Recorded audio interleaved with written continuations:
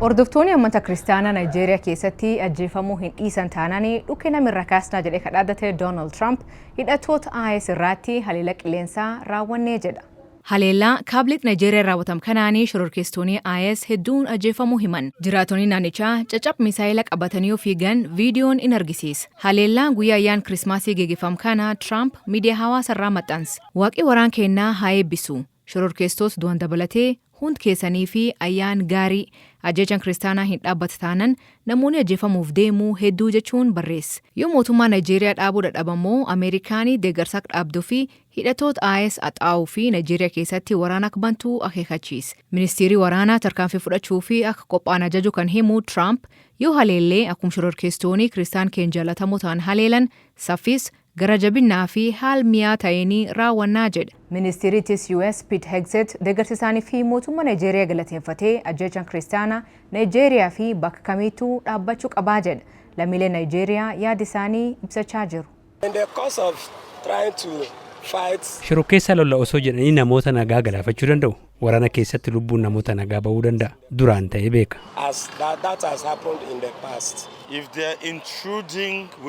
Yoo hayyama malee seenan humnaan seenan jechuu. Kanaaf ammoo mirga hin qaban. Biyyi kamuu bilisummaan murtoo mataa isaanii gochuu qaban.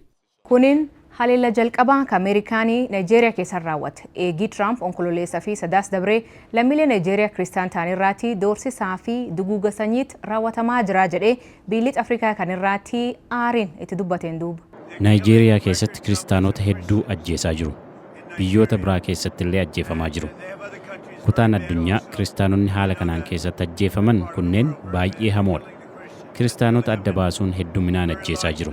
Gochi kun akka mudatu hin eeyyamnu. Jechi isa suniin namoota gari biraatti fudhatama argate kaan biraatti ammoo walitti bu'iinsa amantaa fidaa jedhanii qeeqan.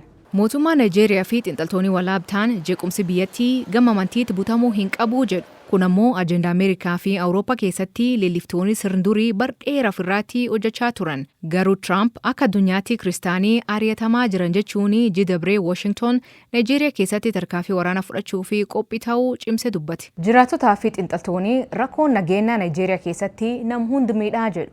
Kiristaanota ircaalan gar kibba jiraatanii fi musliimota gar kaaba jiraatanillee. Kalee haleela masjid irraa raawwatameenii namoonni 5 du'anii 35 madaa'an. Haleelaan yeroo salaataa raawwatamu kuniin biyyattii bulchiinsa Boonoo keessatti ta'e. Namni boombii hidhatee masjid seenee achumaanii uummata kan galaafate. Naannoo Boonoo keessatti gareen Boko Haram waggoota 15 fi namoota nagaa masjidaa fi gabayaa haleeluun uummata hedduu fixaa jiran. Naayijeeriyaan uummata miliyoona 220 qabdi. Lakkoofsi musliimaa fi kiristaanaa walqixa ta'a kan musliimaa diqoo baay'atu malee.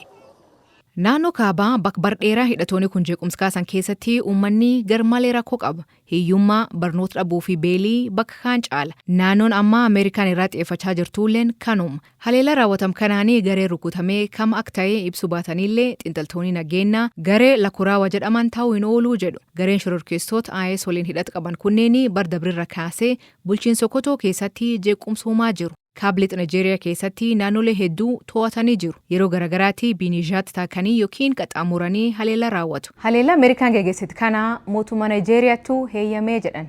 Erga haleellaan raawwatamee ibsa baasee ministeerri dhimma alaa Naayijeeriyaa haleellaa kana Ameerikaan dursitee nutti himtee jedha. Balaa shororkeessummaa fi jeequmsa finxaleeyyii furuu fi US dabalatee michoota idil addunyaa waliin hojjannaa jedha. Naayijeeriyaa keessatti ajjeechaa butiinsa fi jeequmsi hidhattooti kun raawwatan bardheeraaf uummata rakkisaa ture. Bulchiinsi Trump jidabree kan dhaabuu fi tarkaanfii waraanaa in fudhannaa jedhe. Ministeerri dhimma alaa Ameerikaa lammiilee Naayijeeriyaa kajecha kiristaanaa keessaa harka qaban viizaa hin kennuu jedha. Kan qofa dontaanii Ameerikaan dhiyeen kana Naayijeeriyaa seera bilisummaa amantaa idil addunyaa jalaatti biyya iddoo adda qabdi jechuun labsiti. Ittaansee maaltu akka ta'uu hin beeknu. Garuu Ameerikaan akkuma akeekachiistee Naayijeeriyaa haleeluu jalqabdi.